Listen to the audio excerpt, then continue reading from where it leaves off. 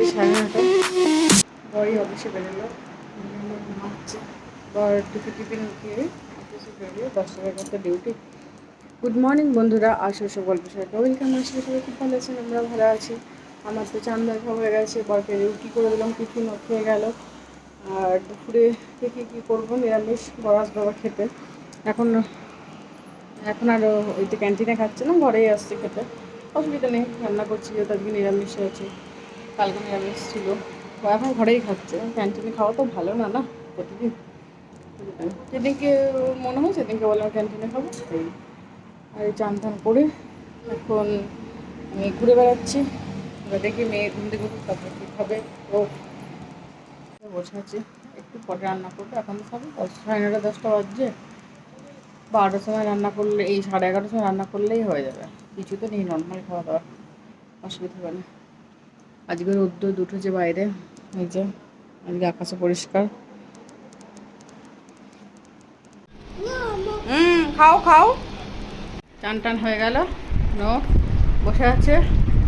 এখন বাজছে 11:15। রান্না হয়ে গেল, ভাত, এখানে ডাল বানিয়েছি, ডাল চাপ করে, যে পটল ভাজা, আলু ভাজা, আর স্যালাড কেটে রেখেছি। আর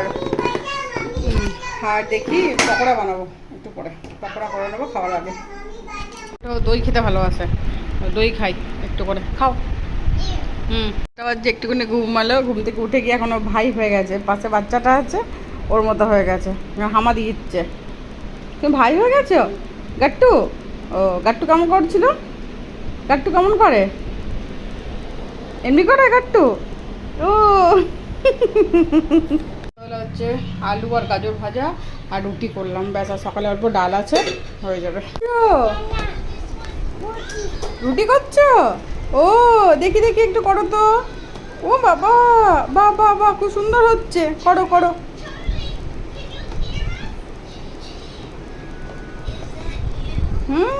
তো বেলনা চাকি দিয়ে ব্যায়াম করছো? ওরে বাবারে, ও ওরে বাবারে, দারুণ ব্যায়াম হচ্ছে তো, নতুনত্ব ব্যায়াম। ও বাবা, এমনি